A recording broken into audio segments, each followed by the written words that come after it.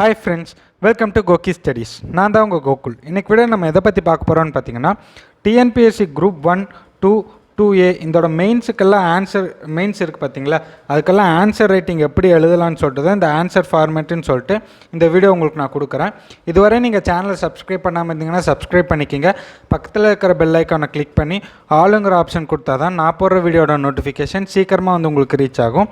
இந்த வீடியோவில் வந்து உங்களுக்கு எப்படி நான் சொல்லுவேன், ஆன்சர் ரைட்டிங் சொல்லுவேன்னு பார்த்தீங்கன்னா, இது ஒரு 3 பாயிண்ட்டாக நான் உங்களுக்கு சொல்லுவேன். ஃபஸ்ட்டு என்னென்னு பார்த்தீங்கன்னா, ஆன்சர் ஸ்ட்ரக்சர் எப்படி எழுதுறதுன்னு சொல்லிட்டு உங்களுக்கு ஃபஸ்ட்டு சொல்லுவேன். அதுக்கப்புறம் வந்து ஃப்ளோ சார்ட் எப்படி யூஸ் பண்ணலான்னு சொல்லிட்டு உங்களுக்கு செகண்டில் சொல்லுவேன். லாஸ்ட்டாக வந்து நம்ம டயக்ராம் எப்படி போடுறது, டயக்ராம் எந்த இடத்துல போடுறது, அதை பற்றியெல்லாம் வந்து நான் உங்களுக்கு கடைசியில் சொல்லுவேன். இதுதான் இந்த வீடியோட மோட்டிவ் என்னன்னு பார்த்தீங்கன்னா, உங்களுக்கு நீங்கள் மெயின்ஸ் எழுத போகிறீங்கன்னா அந்த மெயின்ஸோட ஆன்சர் ஸ்ட்ரக்சர் எப்படி கொண்டு வர்றது, ஃப்ளோ சார்ட் எந்த இடத்துல போடுவீங்க, டயக்ராம் எந்த இடத்துல போடுவீங்க, அதை பற்றி தான் இந்த வீடியோவில் உங்களுக்கு வந்து நான் டீட்டெயில்டாக கொடுக்க போகிறேன். இந்த வீடியோ உங்களுக்கு ரொம்பவுமே யூஸ்ஃபுல்லாக இருக்கும். நீங்கள் மெயின்ஸ் எழுத போகிறீங்கன்னா இந்த வீடியோ கண்டிப்பாக நீங்கள் பாருங்கள். ஃபஸ்ட்லேருந்து எண்டிங் வரை நீங்கள் ஃபுல்லாக பாருங்கள்.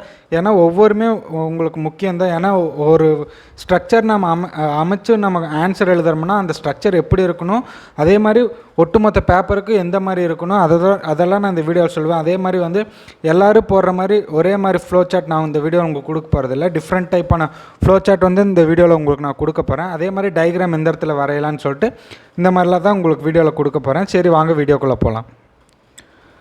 நம்ம ஃபஸ்ட்டு வந்து ஆன்சர் ஸ்ட்ரக்சர் பற்றி தான் பார்க்க போகிறோம். நம்ம டிஎன்பிஎஸ்சி எந்த ஒரு மெயின்ஸ் எக்ஸாம் எடுத்துக்கிட்டாலும் அவங்க வந்து ரூல்டு ஷீட்டில் தான் கொடுத்துருப்பாங்க. அதுக்கப்புறம் பார்த்திங்கன்னா அது வந்து ஒரு பாக்ஸ்குள்ளே தான் நம்ம எழுதுகிற மாதிரி இருக்கும். இந்த இங்கே போட்டிருக்க பார்த்திங்களா, இதுதான் அந்த பாக்ஸு. இந்த பாக்ஸ்குள்ளே தான் எழுதுகிற மாதிரி இருக்கும். நம்ம எழுதுறதுக்கு முன்னாடி என்ன பண்ணணுன்னு பார்த்திங்கன்னா, நான் இந்த இடத்துல ஒரு ஹேரோ மார்க் போட்டிருக்கேன்ல, இங்கே ஒரு ஹேரோ மார்க் போட்டிருக்கேன்ல, இதுக்குள்ளே தான் வந்து நீங்கள் எழுதணும். ஏன் சொல்கிறேன்னு பார்த்திங்கன்னா, நீங்கள் வந்து இந்த இடத்துல நீங்கள் இப்படி ஒட்டி எழுதிட்டிங்கன்னா என்ன ஆகும்னா, ஸ்கேன் பண்ணுறாங்க பார்த்தீங்களா, அப்படி ஸ்கேன் பண்ணும்போது உங்களுக்கு இந்த லைன் ஒட்டி இருக்கிறது வந்து இந்த ஸ்கேனிங்கில் வந்து போயிடுச்சுன்னா அப்போ கரெக்ஷன் பண்ணுறவங்களுக்கு வந்து நீங்கள் என்ன எழுதியிருக்கீங்கன்னு தெரியாது. அதனால தான் என்ன சொல்கிறேன்னா, நம்ம எந்த ஒரு ஆன்சர் எழுதுறதுக்கு முன்னாடியும் இந்த லைன்லேருந்து இங்கே இருக்குது பார்த்தீங்களா, இந்த லைன்லேருந்து இவ்வளோ ஸ்பேஸ் விட்டுக்குங்க. அதே மாதிரி இந்த லைன்லேருந்து இவ்வளோ ஸ்பேஸ் விட்டுக்குங்க. அதுதான் வந்து உங்களுக்கு ஃபஸ்ட்டு நான் இந்த இதில் சொல்கிறது. அதுக்கப்புறம் வந்து நான் உங்களுக்கு பாவர்ட்டின்னு சொல்லிட்டு ஒரு எக்ஸாம்பிள் கொடுத்துருக்கேன். இப்போ வந்து நீங்கள் பாவர்ட்டி பற்றி அவங்க கொஸ்டின் கேட்டிருக்காங்கன்னு வச்சுக்கோங்களேன். இப்போ நீங்கள் பாவர்ட்டி பற்றி எழுத போகிறீங்கன்னா ஃபஸ்ட்டு வந்து பாவர்ட்டின்னு சொல்லிட்டு ஹெட்டிங் போட்டுக்கிறீங்க. இந்த ஹெட்டிங் போட்டக்கப்புறம் இந்த ஒரு லைன் கொடுத்துருக்கேன் பார்த்தீங்களா, இந்த இவ்வளோ ஸ்பேஸ் கேப் விட்டுக்குங்க. இந்த பாவர்ட்டிலேருந்து இவ்வளோ ஸ்பேஸ் கேப் விட்டு ஒரு இன்ட்ரோ மாதிரி இந்த லைன் ஃபுல்லாக இதை தாண்டக்கூடாது. இந்த லைனை வந்து நீங்கள் தாண்டக்கூடாது. இந்த லைனில் வந்து நீங்கள் முடிச்சிட்டிங்கன்னா இது அடுத்த லைன் இது வந்தோன்னா நீங்கள் இந்த லைனுக்கு வந்துடணும். அதை தான் இந்த ஒரு இன்ட்ரோவில் கொடுத்துருக்கேன்.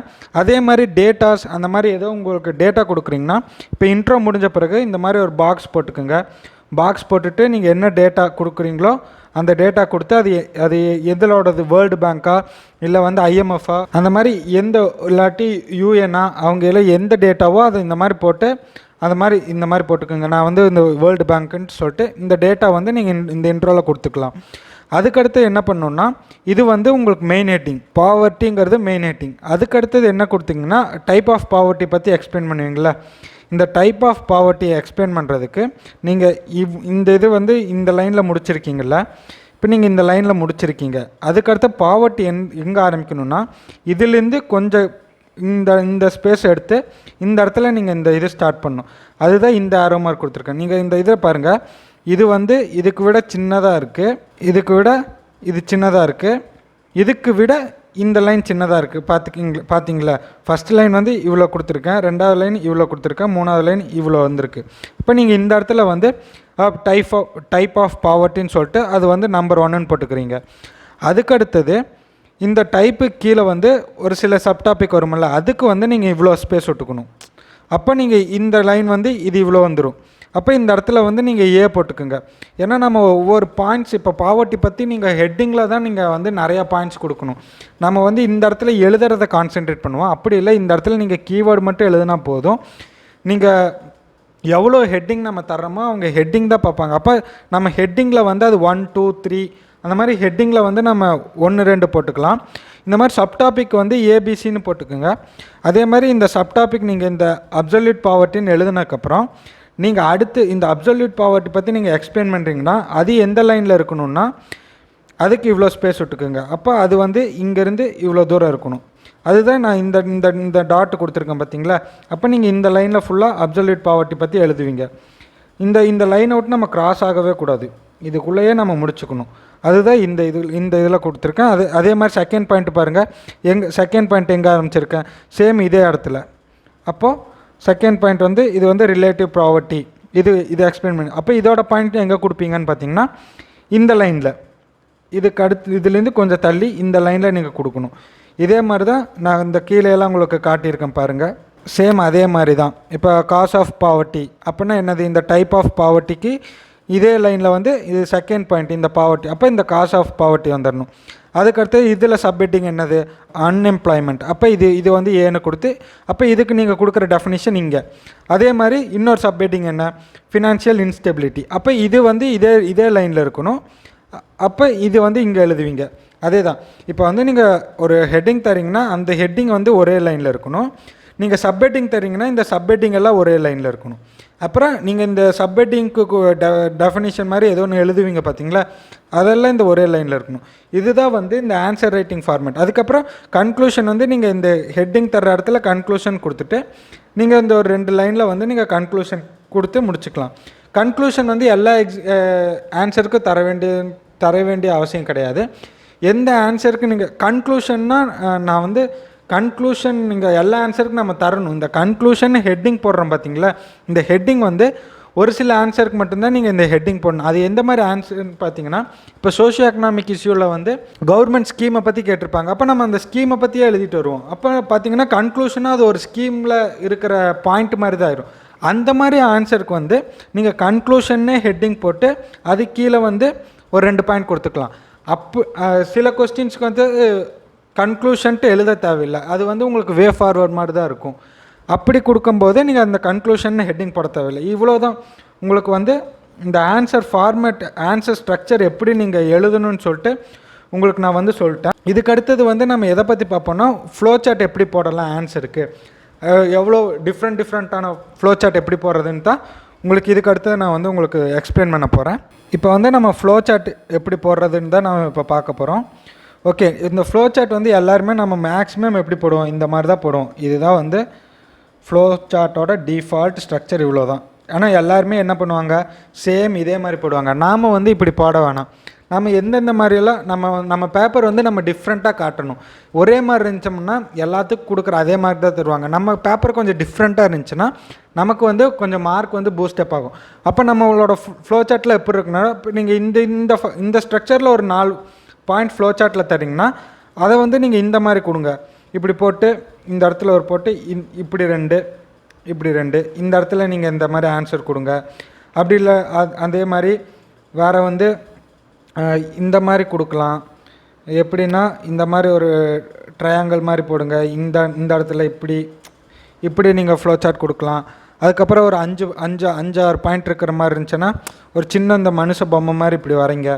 இப்படி வரைஞ்சி இப்போ இந்த இடத்துல அந்த ஹெட்டிங் கூட நீங்கள் போட்டுக்கலாம். இந்த இடத்துல அந்த பாவர்ட்டின்னு போட்டிங்கன்னா இந்த இடத்துல ஒரு பாயிண்ட், இந்த இடத்துல ஒரு பாயிண்ட், இந்த இடத்துல ஒரு பாயிண்ட், இந்த இடத்துல ஒரு பாயிண்ட், இந்த மாதிரி டிஃப்ரெண்ட்டாக வந்து நீங்கள் யோசித்து உங்களுக்குன்னு ஒரு ஃப்ளோ சார்ட் மாதிரி ரெடி பண்ணிக்கோங்க. இதே ஃபார்மேட்டில் வந்து நம்ம போக வேண்டாம். எல்லாருமே என்ன பண்ணுவாங்கன்னா சேம் இதே மாதிரி தான் வந்து ஃப்ளோ சார்ட் போட்டுட்ருப்பாங்க. நாம் வந்து டிஃப்ரெண்ட்டாக வந்து இந்த மாதிரியெல்லாம் நம்ம ஃப்ளோ சார்ட் போடலாம். அதுக்கப்புறம் வந்து அப்போ நீங்கள் இந்த மாதிரி பூ மாதிரி இப்படி சும்மா ஒரு சின்ன பூ மாதிரி இப்படி போட்டு இந்த பூவுக்கு வந்து நீங்கள் இப்படி இந்த மாதிரி ஒரு ஃப்ளோ சார்ட் கொடுங்க. இந்த மாதிரி டிஃப்ரெண்ட்டாக உங்களுக்குன்னு ஒரு ஐடியா மாதிரி க்ரியேட் பண்ணிட்டு இந்த இடத்துலலாம் இந்த மாதிரி டிஃப்ரெண்ட்டான ஃப்ளோ சார்ட் வந்து நீங்களே க்ரியேட் பண்ணுங்கள். எல்லோரும் போடுற மாதிரி இந்த ஃப்ளோ சார்ட் வந்து நம்ம போட வேண்டாம். இந்த மாதிரி டிஃப்ரெண்ட்டான ஃப்ளோ சார்ட் எந்தெந்த இடத்துல தேவைப்படுமோ அதை வந்து இந்த ஃப்ளோ சார்ட்டில் வந்து நீங்கள் போட்டுக்கோங்க. அதுக்கடுத்து கடைசியாக நம்ம என்ன பார்க்க போகிறோம்னா, டயக்ராம் எப்படி எந்த இடத்துல போடுறதுன்னு பற்றி தான் நம்ம டயக்ராம் எங்கெங்கே வரையலான்னு சொல்லிட்டு.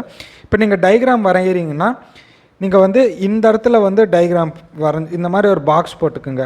இருங்க உங்களுக்கு கிளியராக நான் காட்டுறேன். அடுத்த பேஜில் நமக்கு வந்து இந்த மாதிரி ஒரு பாக்ஸ் போட்டு கொடுத்துருப்பாங்க ஆன்சர் ஷீட்டில். இப்போ நீங்கள் டயக்ராம் எங்கே வரைங்கிறீங்கன்னா இந்த இடத்துல லெஃப்ட் ஹேண்ட் சைடு இருக்குது பார்த்தீங்களா, லெஃப்ட் ஹேண்ட் சைடில் வந்து இந்த மாதிரி ஒரு பாக்ஸ் போட்டுக்கோங்க. ஒரு 5 லைனுக்கு 5 லைன் இருக்குது, 6 லைன் இதுக்குள்ளே நீங்கள் இந்த மாதிரி பாக்ஸ் போட்டு இந்த இடத்துல வந்து நீங்கள் டயக்ராம் வரைஞ்சிக்கோங்க. அவங்க என்ன டயக்ராம் என்ன கொஸ்டின் நீங்கள் எழுதுறீங்களோ அதுக்கு என்ன டயக்ராம் போடணுமோ அந்த மாதிரி டயக்ராம் வந்து ஒரு 5 லைன் 1 2 3 4 5 5 6 அதுக்கு மேலே வந்து நீங்கள் அந்த லைன் இழுக்க வேண்டாம்.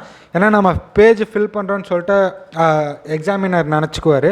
அது மாதிரி நம்ம இந்த லெவலுக்கு வந்து ஒரு என்ன டயக்ராம் போடனாலும் இந்த மாதிரி ஒரு பாக்ஸ் போட்டு அதுக்குள்ளே நீங்கள் வந்து டயக்ராம் வரைஞ்சிக்கோங்க. இவ்வளோதான் டயக்ராம் வந்து இந்த லெஃப்ட் ஹேண்ட் சைடில் வந்து நீங்கள் டயக்ராம் போட்டுக்கோங்க.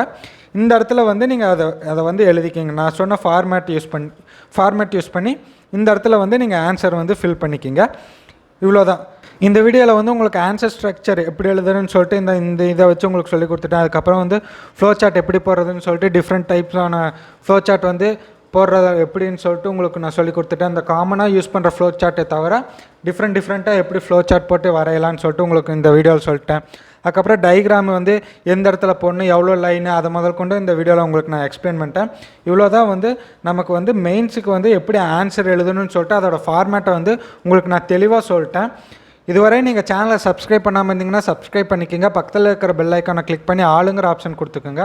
அதுக்கப்புறம் டிஎன்பிஎஸ்சி குரூப் 1க்கு வந்து குரூப் 1 ப்ரிலிம்ஸுக்கு வந்து நம்ம சமச்சீர் கல்வி புக்கில் வந்து வேர் டு ஸ்டடின்னு சொல்லிட்டு சிலபஸ் டாப் டு பாட்டம் வந்து நம்ம சமச்சீர் கல்வி புக்கில் எங்கே இருக்குன்னு சொல்லிட்டு பேஜ் நம்பர் முதல் கொண்டு அது எந்த லெசனில் இருக்குன்னு முதல் கொண்டு உங்களுக்கு வந்து நான் வீடியோவாக கொடுத்துருக்கேன். அந்த வீடியோட லிங்க் நான் டிஸ்கிரிப்ஷனில் கொடுக்குறேன். நீங்கள் போய் பாருங்கள். அது ரொம்ப உங்களுக்கு யூஸ்ஃபுல்லாக இருக்கும் குரூப் 1 ப்ரிலிம்ஸ் உங்களுக்கு எழுதுறக்கு.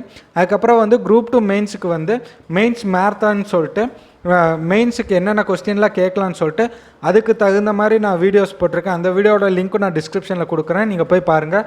உங்களுக்கு ரொம்ப யூஸ்ஃபுல்லாக இருக்கும். நெக்ஸ்ட் வீடியோவில் இதே மாதிரி ஒரு இன்ட்ரெஸ்டிங் டாபிக் எடுத்து நான் உங்களுக்கு வந்து நான் எக்ஸ்பிளைன் பண்ணுறேன். வீடியோ பிடிச்சிருந்தால் லைக் பண்ணுங்கள், ஷேர் பண்ணுங்கள், சப்ஸ்கிரைப் பண்ணுங்கள், பக்கத்தில் இருக்கிற பெல் ஐக்கானை கிளிக் பண்ணுங்கள். தேங்க்யூ ஃபார் வாட்சிங்.